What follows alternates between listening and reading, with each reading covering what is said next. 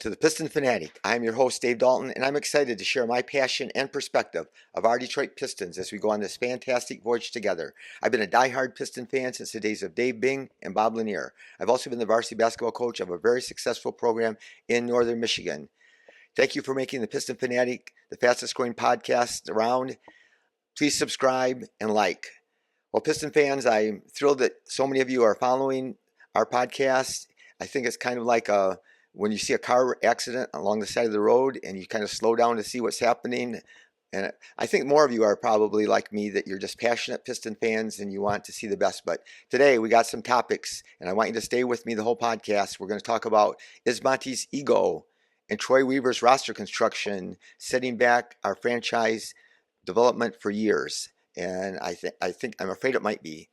Before we get started with that, though, we're going to play the Pacers on Monday tomorrow, and the Pacers they were playing at 11:30 last night in Las Vegas, and they just had they had a big rush when they were playing in the in-season tournament, and they made it to the finals. They upset the Celtics and they upset the Bucks, and here they got to play the Lakers. It was a 3-point game in the fourth quarter, so they've expended a lot of emotion and energy, and we can only hope that maybe they'll rust some of their players, and maybe we'll have a chance. They'll have a letdown, but it's a fast turnaround. It's to go from Las Vegas to Detroit, and they have one day only in between, and then play the Pistons. So hopefully we can play with some spark. But we're going to talk about Monty. And first, there was a report about the contention between the front office and Monty over the handling of Jaden Ivey, and it appears to be just a big power struggle, and again his ego that is getting in the way. And because obviously he should be playing, so it's not like I'm taking sides. I'm going to talk later about how Monty's not he's not exempt from blame for this whole situation, but it's still, when it comes to playing Jaden Ivey and the mishandling of Jaden Ivey, it is beyond confusing. And I think that he started doing it, and then now he started Ivey a couple games, and then he didn't, and then he played him. He only played 8 minutes the first half. The other day, he's only played 12 minutes in some games, and it's just insane because I've never seen this. I follow sports all the time, and I've never seen it where so many people, the national media, they don't follow it like you guys do. You guys and I, we follow the Pistons so close, and every little turn.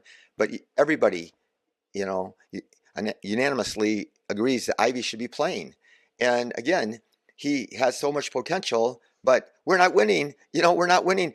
What you're doing, Monty, what you're trying to do is not working. And so why would you not play the future? Monty's got this 6-year contract for $80 million. And so he's got time to develop. We have to develop our players. We have to develop Ivey, and now Ausar's not playing. And so like I said, it kills me. Coaches are smart. NBA coaches are smart. They want to win. Monty wants to win, but it's just, I think that his ego and the stubbornness of what's going on, and his, how he sees Ivey for whatever reason, because Ivey's played well. It's not like Ivey's played like trash, but it is getting into their heads, and it's getting into Ausar's head, and there's no reason. They have to play. We have to develop those 4 players. They're good players, and if they're not, let's play them. Let's start them. Let's find out what's going on. So. It's just as frustrating. I know it's frustrating for you, and so I'm talking about this topic because what shows up in my comments. The main 2 things are Monty and Troy. So how can it happen? He has all these first round picks. There's all these first round picks on this team that were high lottery picks, and is he getting the best out of anybody? Is anybody developing? Is anybody getting the maximum out of their talent? Nobody's getting close. And let's talk a little bit about Ausar. So Ausar, he started out the year. I never thought he was going to play this much. Again, I said on record that I wasn't exactly for him getting drafted, but then he far exceeded my expectations. I'm going to tell you this: when I was play basketball pickup ball down at my local gym, I love playing there, and when I picked teams, they always made me be a captain every time for whatever reason. So I would always pick guys like Ausar, and my team would always win because I would see these guys that weren't like freaky scorers, but they could do all those things that he can do at such an elite level.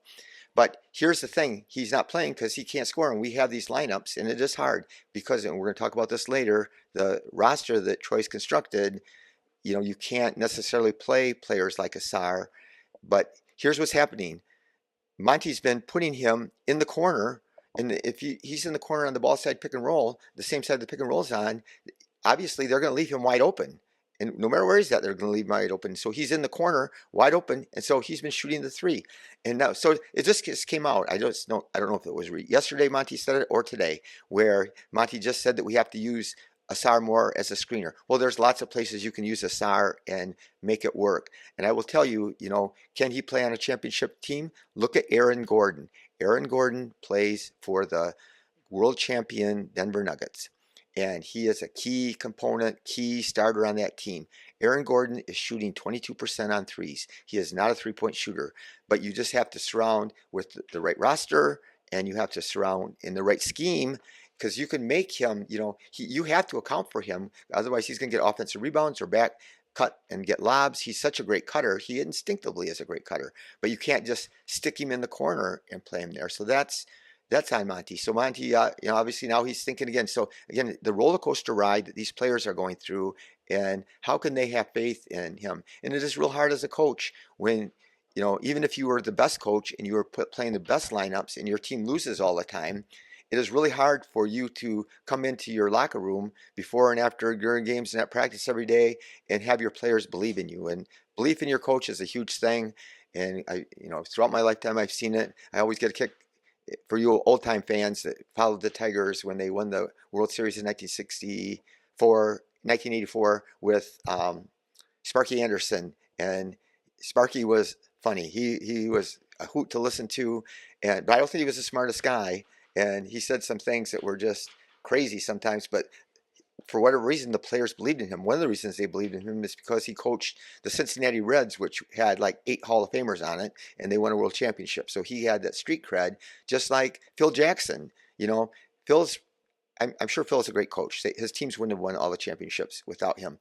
But he came to the Chicago Bulls at just the right time when Michael Jordan and Scottie Pippen were just hitting their prime, and they won. And I'm sure maybe a lot of coaches might not have won with him, but so he wins these world championships, and he has this triangle offense, and he can have his players listen to Zen Buddhism or whatever, they meditate and whatever, and they buy into it because he's a winner. So now it's harder to buy in for like Monty when they lose all the time.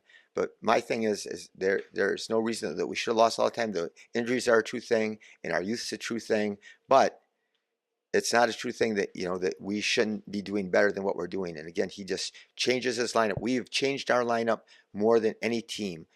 Our team that the number of players that we've had have played under 100 minutes. No lineup we've had has played hardly any minutes together. No lineup, and by far in the whole league, we have had more or less continuity in our playing than any other team by far. And so, what is the goal? Is he trying to win every game and play players that aren't, or is Ivey and Ausar not in our future? And as long as you're losing, why? They're good and they've played well this year, so why don't they get minutes? And so it's just as frustrating to me, and I know it's frustrating to you. The teams aren't executing, and the lineups are a mess all the time. And then I just want to say this about Cade. Cade is, we're not playing Ivey, and Cade is the only top 10 player that doesn't have a teammate that is in the top 50 in field goal attempts. And he's the top 20 player that in field goal attempts that doesn't have somebody that's in the top 94. And so we don't have a secondary scorer. Well, Bojan's back. That's a good answer. But Ivey's been there. Ivey can do it. Ivey's, one game they started together. They both had over 20. They scored about 60 together. And he showed it can work, and then right away he goes away from it, and there's no rhyme nor reason. And even if it doesn't work some days, you just have to try it. But I just think that Monty's blatant coaching malpractice is hurting our team, but it's setting back our development. And these guys, it just the culture is going to be a culture of losing, and it can turn around, but Monty is not helping that happen. And again, I do think that a big part of it is he's being stubborn. He's had fights or arguments or whatever with Troy. You don't see Troy. When has Troy said a word? last. And Troy's not a good talker, but Troy, I haven't heard him speak out. I haven't seen any quotes by Troy, I like all season. So that's just really baffling to me that, again, we just struggle. And so um, we're going to talk about Troy. So our roster construction, and we all know, this league is all about 3-and-D wings. We need people that are 6'7" to 6'10" that can shoot the three. And Troy's been there 4 years. How many players do we have that's between 6'7" and 6'10" that can shoot threes and play defense? So Sadiq doesn't count. Sadiq was 6'7" and he couldn't play defense. And I'm going to say this real quick because I know there's a lot of Sadiq fans out there, and that's good. And he's a good shooter, and he's shooting better for Atlanta. I think he's not starting. They haven't signed him. They could have offered him an extension, but they didn't. So we'll see what happens to him at the end. But he's trying to play his role. When he was with the Pistons, what happened at the end was he was trying to force things. He was passing up threes. He wasn't even shooting threes because he was trying to drive to the basket, and he couldn't even get above the rim. And so he'd get there and he'd get stuffed. The only thing that helped him is that the refs would bail him out sometime. But I think the Pistons knew, I think they must have preliminary discussions with his agent, and they knew he wanted more money than they were willing to give him. And he was selfish. I just will say this, he averaged one assist or less when he was playing. So I wasn't sad to see him go. He was undersized. He was not a good athlete, and he wanted a lot of money, and he couldn't play defense. And so we need guys that can play defense. So let me tell you about myself. In the last few years, we have had the draft and we've had these high picks. And so a lot of times before the draft, the last 2 years, it looked like we were going to get a chance to get a top 3 pick. So I was always looking to see who we were going to get with our top 3 pick. Obviously, we slid to the 5th pick, unfortunately. But the guys I wanted was, the year, and I would have been wrong, but I would have taken Jabari Smith Jr. because he was this 6'10" guy that could slide and switch out and guard guards, and he was a phenomenal three-point shooter. And though when you're drafting at the front of the draft, you don't always draft for fit, but we have done nothing to draft anybody that's big and that can move their feet. And so I said it, I qualified my comments by saying that Chet Holmgren could make me regret to, saying that we picked Jabari Smith. And I had Banchero 3rd in that draft, I'm not going to lie. So, and he's proven to be way better, and he's 6'10". And so anyway, then Brandon Miller this past year, if I was sure, I was so confident we were going to get at least a top 3 pick. And so the battle was always between Scoot and Brandon Miller. And so you don't always draft, you're not supposed to draft for a fit when you're a bad team. But I thought the difference between Brandon Miller and Scoot Henderson, I thought Scoot was undersized. I thought he couldn't shoot. And so those 2 big things were, detriments to him. And we needed a 6'9" guy that could shoot the lights out, like Brandon Miller. He was the best shooter in college basketball. Jabari Smith Jr. was the best shooter in college basketball. And they're 6'9" or 6'11", and they could play defense. And so we have none of those guys. So instead we've drafted Killian, Cade, Ivey, and Sasser now. We've drafted all these guards. And then Jalen Duren, we drafted another center. We've already had, we made trades to get Bagley and Weissman.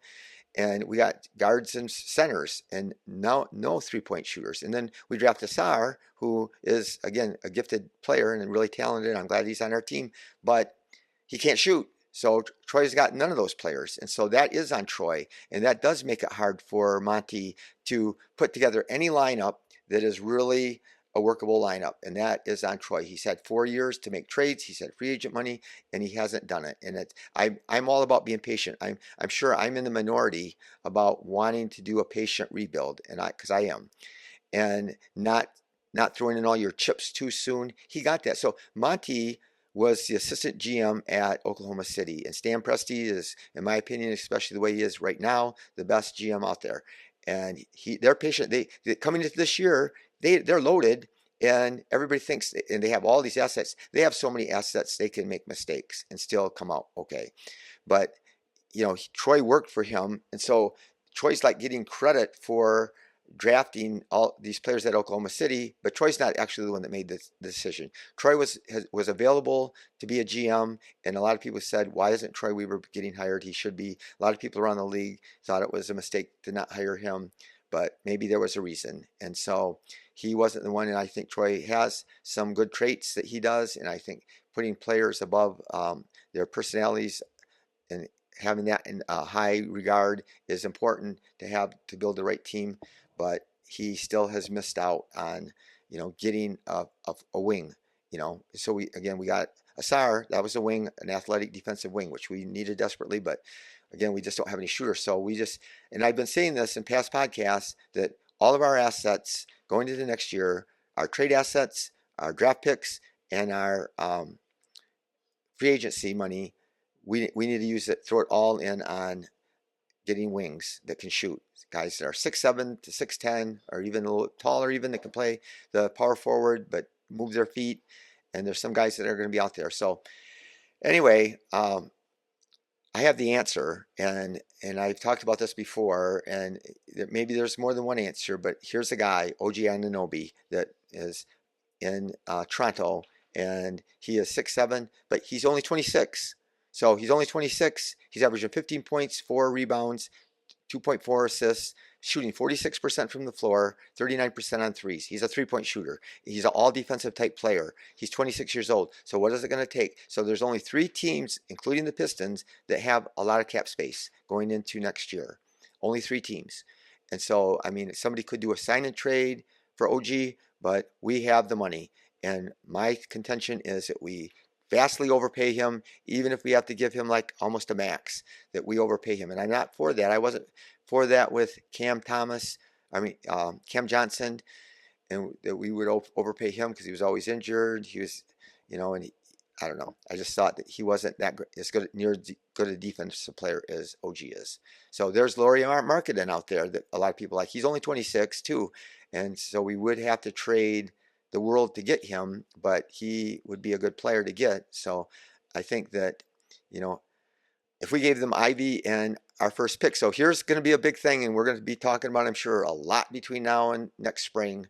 We can't trade our first pick, but we could trade it at the draft. We could trade our first round pick, and so it could be the number 1 pick, or a top 3 pick. It should be, but with our luck, it won't be. But anyway, we have a chance to trade that. So we could also even draft a player and then draft him at the draft, and then trade that player, have an agreement worked out where we could get somebody like that. So this year's draft is not great, but I'm saying that we still have to draft for fit. And if there's this guy that, this draft is very fluid, and there's not players, I think there's going to be a lot of up and down people's draft boards who they think is great. Maybe some player from France will come out and be the great. There are some good people in France, some good players in France that are going to be coming into the draft. And so who knows, but we could see if there's this terrific guard and that everybody wants, and we could trade back in the draft, and then, but we need forwards that can shoot and play defense. And that's something that Troy hasn't done, and it's really hurt our team. And I've talked about Patrick Williams. His stock has never been lower than it is right now. If we could swing a trade for him, we need multiple guys. If we could get Mikal Bridges, and if we had the number 1 pick and they wanted to, I don't think they will. His contract is so good for like the next 3 years. It's only like $25 million, and he's an all-star type player.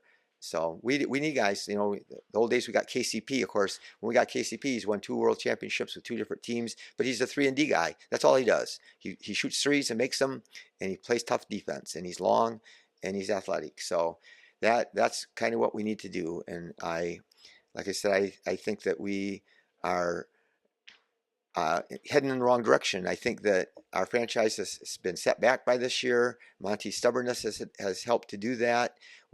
Hopefully things can change. There's we're 3/4 of the year left to play, and we just got to get Duren healthy. We got to get Monty playing the right guys and figure out things. And again, he hasn't shown the aptitude to be able to do that, at least. And he's got to get over his stubbornness and play Ivy. And he's got to, now he just has this revelation about playing Ausar and playing him different in the offense. He has to play Ausar, those 4 guys again, repeat it over and over again. And we'll see what happens, but it's still things can get better. And and hopefully this hasn't set us back too far. Having Cade set out, and everybody was right, having Cade missed last year, except for the first 12 games, set our process of our franchise and our development back a year. And now, the way things are going this year with all the injuries and with Monty doing things the way he's doing them, it has set things back again. And so hopefully things will get better. But that Monty and Troy, it's like the train wreck on the side of the road that you slow down to look at, because it's not fun. And nobody wants to see somebody get hurt, just like nobody wants to see the Pistons play crappy. But hopefully we'll get things turned around. We'll be on the air again after the game tomorrow night. Hopefully the Pacers are emotionally drained from the in-season tournament, and we play our best game of the year and we beat them. So thank you for listening. Remember to please subscribe, be the reason that somebody feels cared for, and go Pistons.